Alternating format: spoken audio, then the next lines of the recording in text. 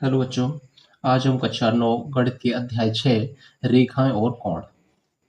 तो आज का वीडियो है, ये इसका इंट्रोडक्शन वीडियो है बच्चों, जिसमें हम रेखाएं और कोण के कॉन्सेप्ट यानी इसकी बेसिक को समझेंगे। उसके बाद हम इसकी एक्सरसाइज को हल करेंगे। जैसा इसका नाम है रेखाएं और कोण, तो सबसे पहले हम रेखा को समझेंगे कि रेखा क्या होती है। नंबर 1, रेखा। ये रेखा जो हमारे सामने है, ठीक है, ये है रेखा। रेखा क्या होती है? रेखा होती है चौड़ाई रहित लंबाई। इसकी रेखा की कोई चौड़ाई नहीं होती है, ठीक ठीक है, सिर्फ होती है लंबाई। लंबाई क्या होती है? जिसको हम अनंत तक जितना चाहे उतना बढ़ा सकते हैं दोनों ओर, ठीक है। नंबर 2 पे हम देखेंगे रेखाखंड।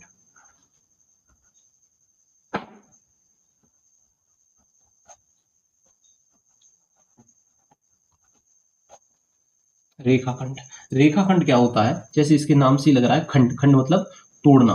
तो हम रेखा में से एक छोटा सा भाग निकाल लेते हैं, ठीक है, यानी तोड़ लेते हैं, तो उसे क्या कहते हैं? रेखाखंड। जैसे इसकी क्या होती है? इसकी एक सीमित लंबाई होती है। जैसे रेखा को हम दोनों तरफ जितना चाहे उतना बढ़ा सकते हैं, लेकिन रेखाखंड को नहीं। इसकी लंबाई को हम नाप भी सकते हैं, लेकिन रेखा की लंबाई को नहीं नाप सकते, क्योंकि इसकी दोनों ओर इसे अनंत तक बढ़ा सकते हैं, ए और बी, ठीक है। इसकी क्या होती है? सीमित लंबाई। तो हम कह सकते हैं रेखा का वह भाग जिसके दो अंत बिंदु हों, एक रेखाखंड कहलाता है। इसके दो अंत बिंदु कौन कौन से हैं? ए और बी। नंबर 3 पे हम पढ़ेंगे रे यानी किरण।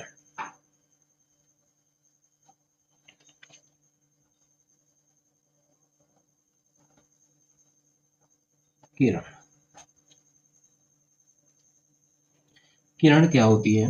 इसका देखो, इसकी क्या है? दो अंत बिंदु हैं, ठीक है, लेकिन इसका एक इनिशियल पॉइंट होता है, ठीक है, और एक, इसको हम एक ओर जितना चाहें, जैसे इसको रेखा थी उसको दोनों ओर हम बढ़ा सकते थे, लेकिन रे में क्या होता है, यानी किरण में सिर्फ एक ओर बढ़ती है और एक इसका अंत बिंदु होता है। तो हम किरण के बारे में कह सकते हैं रेखा का वह भाग जिसका एक अंत बिंदु होता है, किरण कहलाता है।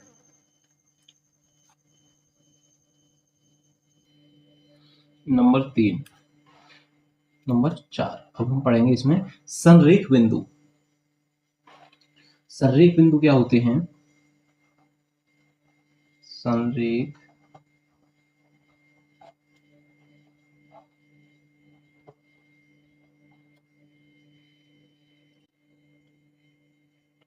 वैसे ही हम पिछली क्लास में इनके रेखाखंड के बारे में पढ़ चुके हैं, ठीक है।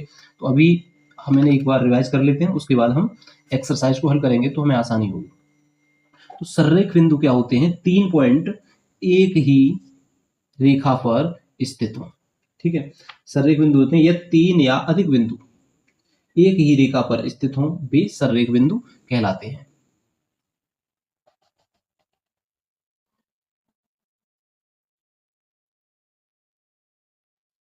इसके जो 3 पॉइंट हैं वो एक ही रेखा पर स्थित होने चाहिए, इन्हें बोलते हैं संरेख बिंदु, कॉलिनियर पॉइंट इंग्लिश में बोलते हैं। यदि ये 3 बिंदु एक रेखा पर स्थित हो, यदि बिंदु एक रेखा पर स्थित न हो तो उन्हें क्या बोलते हैं? असंरेख बिंदु, नॉन कॉलिनियर पॉइंट।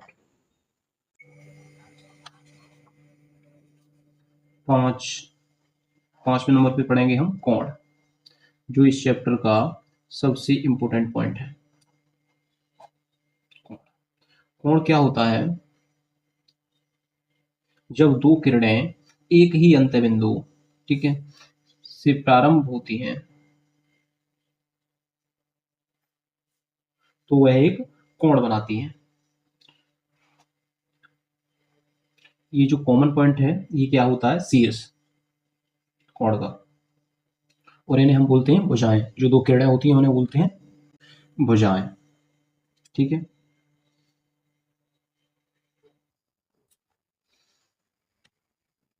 और ये क्या है? कोण।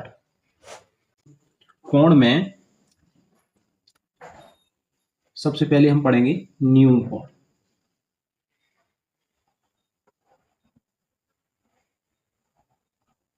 न्यून कोण। ठीक है, न्यून कोण क्या होता है? इसकी माप 90 से कम हो और 0 से ज्यादा हो। ठीक है,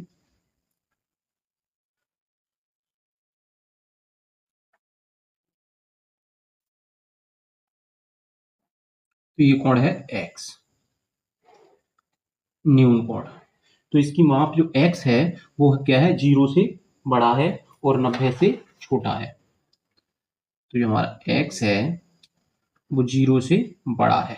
ठीक है, देखो जिधर बड़ा होता है उधर को इसका मुंह कर देते हैं। तो x बड़ा है 0 से, ठीक है, और ये क्या है, 90 से छोटा है, तो 90 बड़ा है, 90 डिग्री। ठीक है,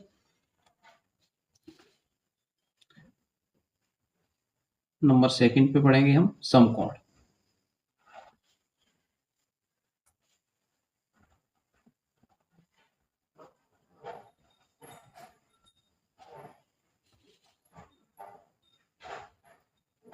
समकोण ये 90 डिग्री का होता है। ठीक है,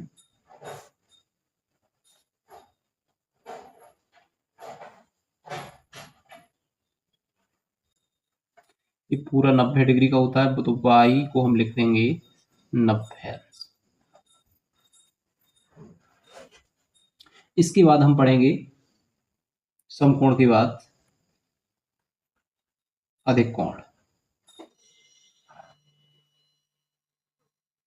देखो, अब हम क्या करेंगे, इस रे को थोड़ा और रोटेट कर देंगे। ठीक है, 90 से इधर को घुमाएंगे तो ये हो जाएगा अधिक कोण। सबसे पहले हमने क्या किया, इसको थोड़ा घुमाया ऊपर को। ठीक है, उसके बाद थोड़ा और घुमा दिया तो 90 डिग्री हो गया। अब इसको थोड़ा और घुमा देंगे इधर को तो ये हो जाएगा अधिक कोण।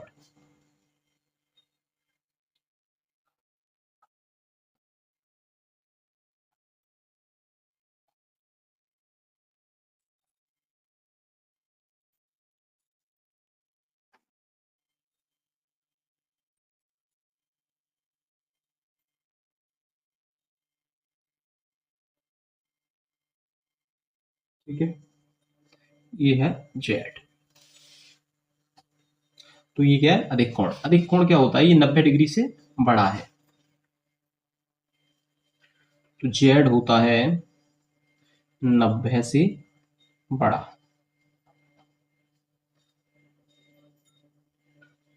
और देखो, इसको अभी और बढ़ाएंगे। ठीक है, तो ये 90 से बड़ा होता है और 180 से छोटा।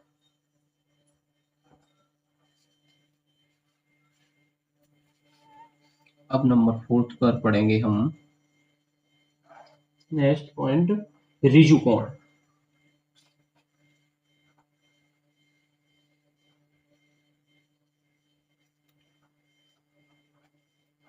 रिजु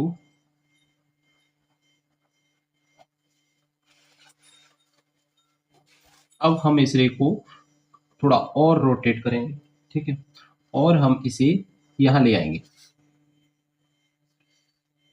रिजु कोण देखो, ये हमारे पास थी, और अब हम इसको और रोटेट करेंगे तो बिल्कुल इसे सीधा कर देंगे यहाँ तक। ठीक है, तो ये क्या होगी, रेखा की तरह, यानी बिल्कुल सीधी हो जाएगी। तो हम इसे बोलते हैं रिजु कोण, इंग्लिश में बोलते हैं स्ट्रेट एंगल। ठीक है, इसको हम एस से डिनोट करेंगे। तो ये क्या होता है, स्ट्रेट एंगल 180, एस बराबर 180 डिग्री।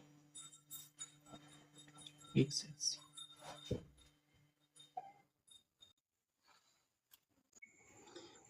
अगला पॉइंट है हमारा प्रतिवर्ती कोण।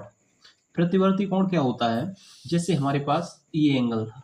ठीक है, यहां देखते हैं, ये क्या है, कोण, न्यून कोण है।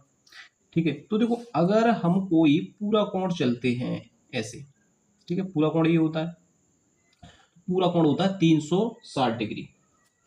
हम मान लीजिए यहां चले 60 या 70 डिग्री, 70, तो बचा कितना इधर, मान लेते हैं 60 चले हैं, तो इधर जो बचा है ये पार्ट, ये कितना कोण है, तो आप कहोगे अगर 60 ये है तो ये 360 होता है, इसमें से हो जाएगा ये 300। ठीक है, ये 300 ही है प्रतिवर्ती कोण।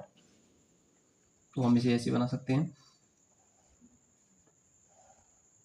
ठीक है, ये कोण है, और इसके जो इधर बचा हुआ रह जाता है, ठीक है, ये क्या है, प्रतिप्रति कोण।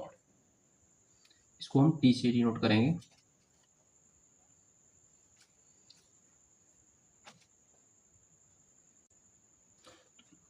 ये जो है प्रतिप्रति कोण, ये 180 से बड़ा होगा, 180 से बड़ा होगा, और 360 से छोटा।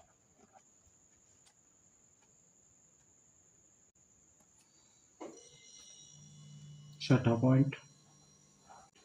पॉइंट है पूरक कोण।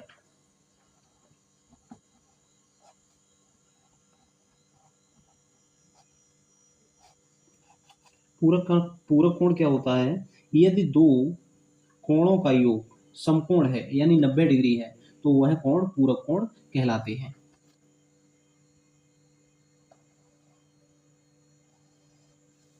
ठीक है,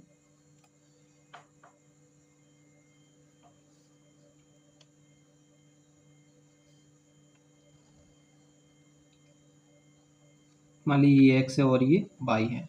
यदि x प्लस वाई बराबर कितना होना चाहिए, 90, तो ये होंगे पूरक कोण। नेक्स्ट पॉइंट देखते हैं 7।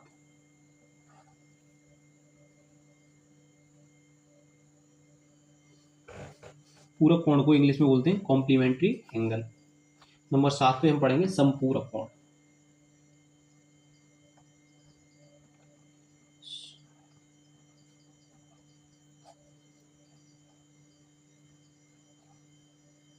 समपूरक कोण, सप्लीमेंट्री एंगल।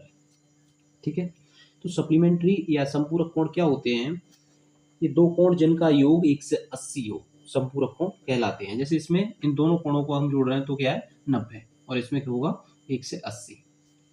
180 अंश का कोण आप जानते ही हैं। ठीक है,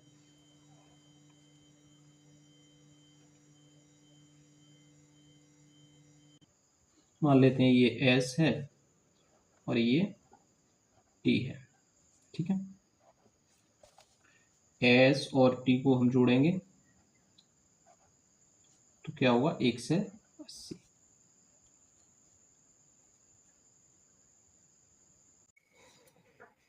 नंबर 8 पे पढ़ेंगे हम आसन कोण।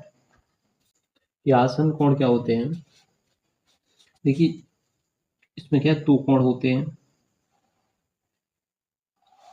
ठीक है, सॉरी कुछ ज़्यादा ही लंबा हो गया ये। ठीक है, तो इसमें दो कोण होते हैं,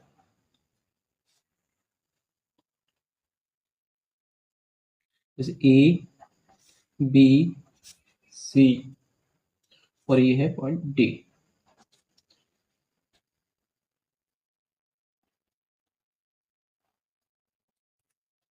आसन कोण में क्या होता है, एक ओहनिष्ठ बिंदु होता है जैसे बी है, एक ओहनिष्ठ भुजा हो, और ओहनिष्ठ भुजा के विपरीत यानी ये ए और बी दो भुजा होनी चाहिए। तो जो भुजाएं ओहनिष्ठ नहीं है वो है ए बी और बी सी, और बी डी क्या है, एक ओहनिष्ठ भुजा है, और बी ओहनिष्ठ पॉइंट है। और इन दोनों कोणों का योग, जैसे ए बी डी और सी बी डी, ये और ये, इन दोनों का योग किसके बराबर होगा, कोण ए बी सी के। जैसे हम लिख सकते हैं कोण ए बी सी बराबर होगा कोण ए बी और डी, ए बी डी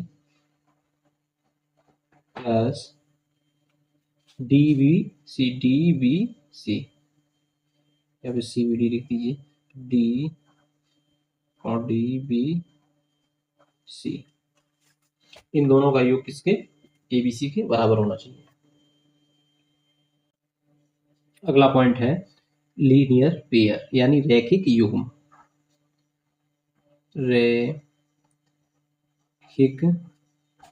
युग्म, लीनियर पेयर। देखिए लीनियर पेयर में क्या होता है, एक किरण एक रेखा पर खड़ी होती है। ठीक है, ये क्या है, रेखा, इस पे एक किरण खड़ी होगी, जब एक किरण एक रेखा पर खड़ी होती है, ठीक है, तो दो कोण बनाती है, एक ये और एक ये। यदि इन दोनों कोणों का योग 1 से 80 हो तो वो एक रैखिक युग्म बनाते हैं। ए, बी और सी, ये क्या है, रेखा, और ये पॉइंट डी। इन दोनों कोणों का योग क्या होता है, 1 से 80 हो। या फिर हम ऐसे कह सकते हैं, जब दो आसन्न कोणों का योग 1 से 80 हो तो वह एक रैखिक युग्म बनाते हैं। जैसे कोण ए बी डी,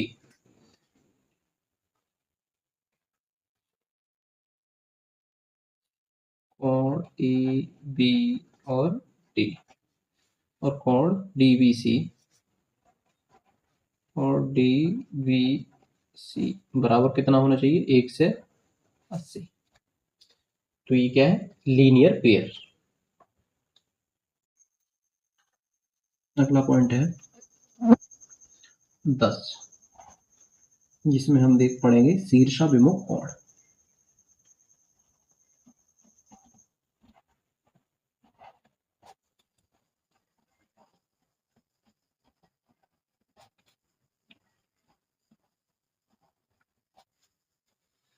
शीर्षाभिमुख कोण, देखिए इसमें दो प्रतिच्छेदी रेखाएं होती हैं जो एक दूसरे को प्रतिच्छेद करती हैं पॉइंट ओ पर।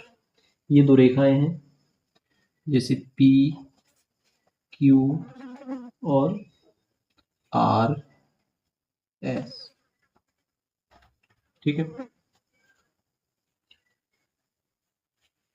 तो इसमें चार कोण बन रहे हैं, ठीक है, पी ओ एस,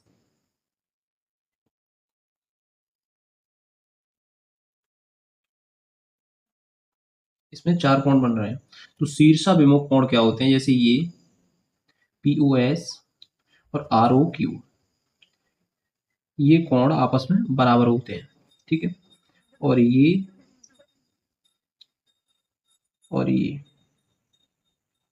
कोण आपस में बराबर होंगे। इसमें आमने सामने वाले कोण बराबर होते हैं, यानी शीर्षाभिमुख कोण। इसमें आमने सामने वाले कोण बराबर होते हैं। पी ओ एस किसके बराबर है, क्यू ओ आर। जैसे पी ओ आर किसके बराबर है, क्यू ओ एस। अब इसके बारे में हम आगे देखते हैं। नंबर 11 पॉइंट, देखिए दो रेखाएं ऐसे समांतर, समांतर रेखा आप जानते हैं, जो रेखाएं एक दूसरे को प्रतिच्छेदित नहीं करती हैं, यानी उनके बीच की दूरी बराबर रहती है। जैसे रेल की पटरियां होती हैं, ठीक है, उनके बीच की दूरी वो हमेशा बराबर रहती है हर जगह पे, वो कभी भी कितना भी बढ़ा लिए एक दूसरे को प्रतिच्छेद नहीं करेंगी, तो उन्हें कहते हैं हम समांतर रेखाएं। जैसे ये एम और ये एन,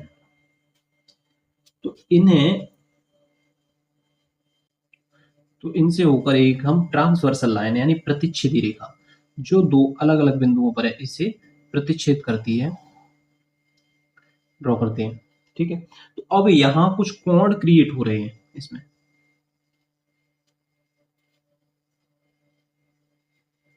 तो ये है, इसको हम एल से डिनोट करेंगे, ठीक है। देखो इसमें, देखो यहां एक कोण बन रहा है और यहां बन रहा है, ठीक है। तो ये जो कोण बन रहे हैं इन्हें बोलते हैं हम संगत कोण, ठीक है।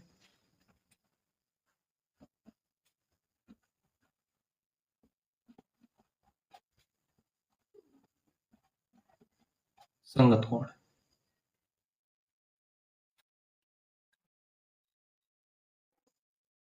जैसे ये है एक और ये दो, ये हो जाएगा 3 और ये हो जाएगा 4 और ये हो जाएगा 5, ये हो जाएगा 6, ये होगा 7 और ये हो जाएगा 8। यहाँ 8 कोण बन रहे हैं, ठीक है।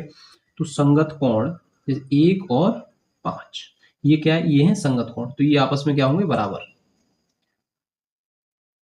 1 बराबर 5। ठीक है, तो यहाँ बहुत सारे संगत कोण बनेंगे। जैसे ये है 4, सॉरी 4, 4 को और देख लीजिए 8 को। ठीक है, ये क्या है, बराबर है।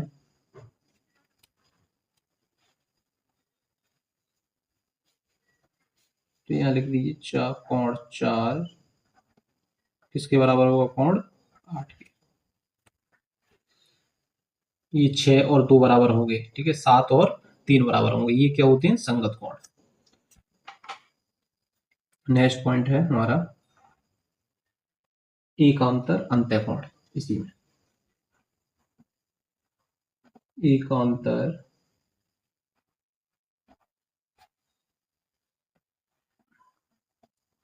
अंतःकोण।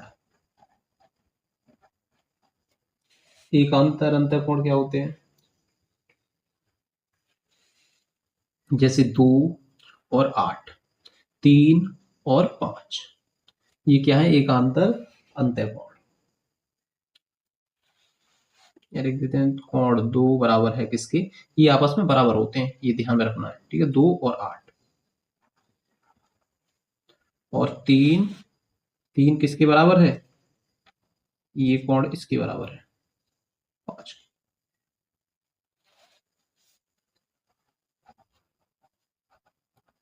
ठीक है,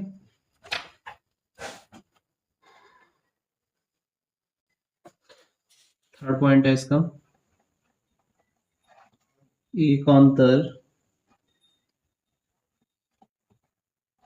एकांतर बाहर कोण।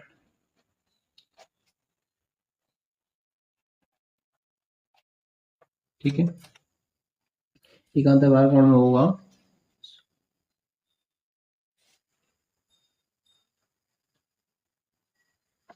जैसे ये बाहर की ओर बनेगा। ठीक है, तो 1 और 7, और आप देख सकते हैं 1 और 7 बराबर है, और 4 और 6, तो यह हम यहाँ लिख देंगे कोण 1 बराबर है कोण 7 के, और कोण 4 बराबर है कोण 6 की। ठीक है, नेक्स्ट है तिर्यक रेखा के एक ही ओर के अंतःकोण, इन्हें बोलते हैं हम अंतःकोण।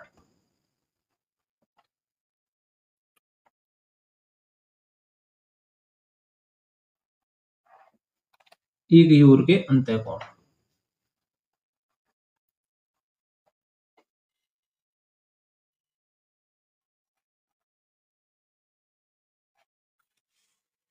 एक ही ओर के अंतःकोण होते हैं,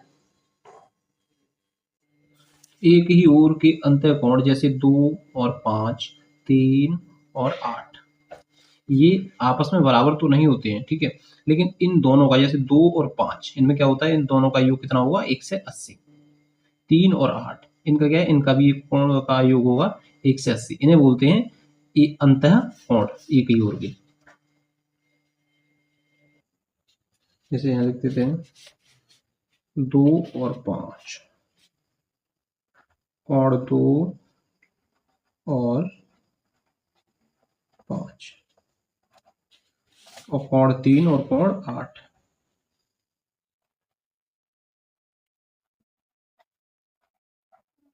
ठीक है, इनका योग अगर इन दोनों को जोड़ेंगे तो होना चाहिए 1 से 80। तो चैप्टर 6 में जितने भी इम्पोर्टेंट पॉइंट थे, महत्वपूर्ण बिंदु, उनको हमने इस वीडियो के माध्यम से पढ़ा। नेक्स्ट वीडियो में हम प्रश्नावली 6.1 को हल करेंगे।